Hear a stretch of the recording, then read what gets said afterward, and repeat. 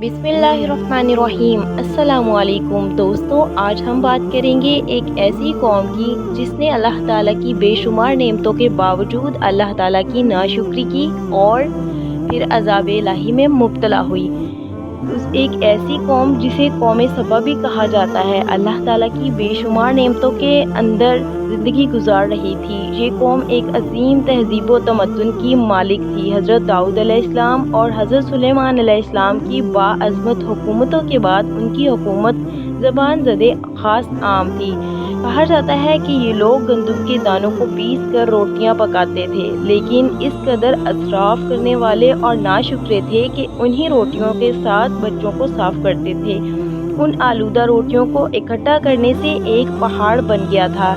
एक साले शख्स ने वहां से गुजरते हुए एक औरत को देखा जो रोटी के साथ बच्चे को साफ कर रही थी।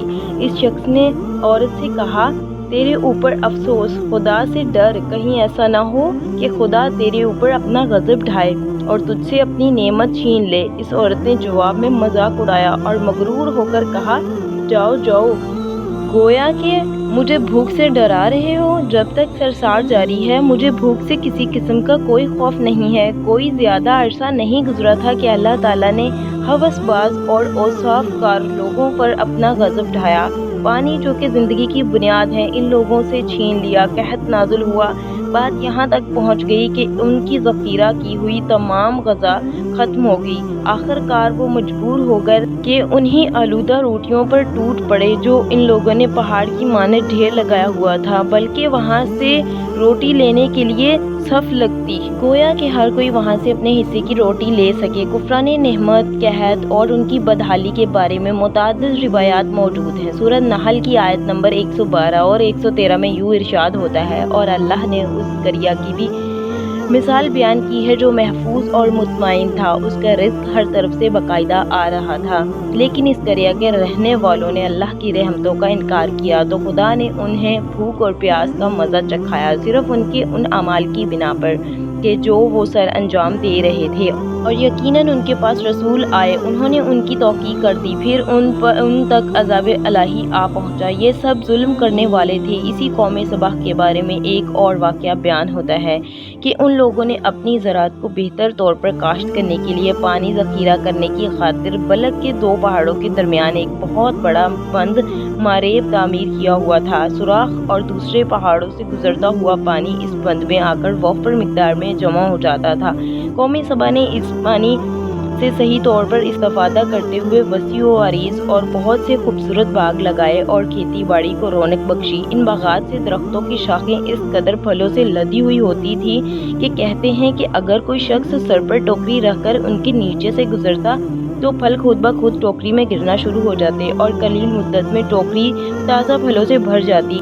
इस कौम के बहुत सारे देहात और करिए थे जो कि बहुत आबाद और आपस में जुड़े हुए थे, लेकिन नेमतों की कसरत ने उन्हें शुक्र अदा करने की बजाय मस्त और गाफिल कर दिया था। यहाँ तक कि उनके दरमियान बहुत बड़ा तबकाती निज़ाम वजूद में आ चुका था। उनमें से साहिब इक़्तिदार लोगों ने कमज़ोरों, ज़ईफ़ों का खून चूसना शुरू कर रखा था। यहाँ तक कि उन्होंने खुदा से एक अहम काना इल्तमास की जिसका जिक्र सूरह सबा आयत नंबर 19 में मिलता है। उन्होंने कहा, खुदाया हमारे सफ़रों के दरमियान फ़ासला ज़्यादा कर दे।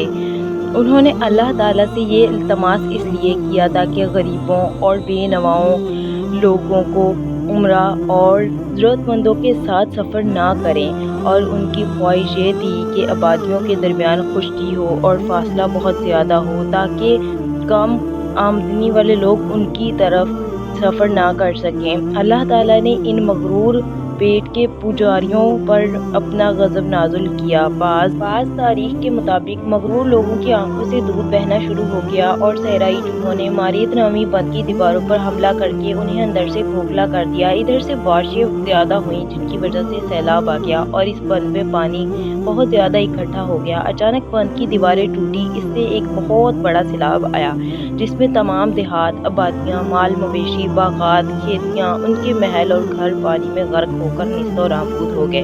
उनके बागात और ज़मीनों में से सिर्फ कुछ पलियों के بھی کے درخت اور کچھ جھاڑیاں بچی تھی۔ کچھ لہان پرندے وہاں سے کوچ کر گئے تھے، جبکہ الوؤں اور کووں نے قوم سبا کے کھنڈروں میں اپنے گھونسلے بنا رکھے تھے۔ اس بات کا ذکر سورہ سبا کی آیت نمبر 15 اور 16 میں ملتا ہے، اور آخر میں سورہ سبا کی آیت نمبر 17 میں قرآن مجید نے اس واقعے کا یوں نتیجہ نکالا ہے: یہ ہم نے ان کی ناشکری کی سزا دی ہے، اور ہم ناشکروں کے علاوہ کسی کو سزا نہیں دیتے۔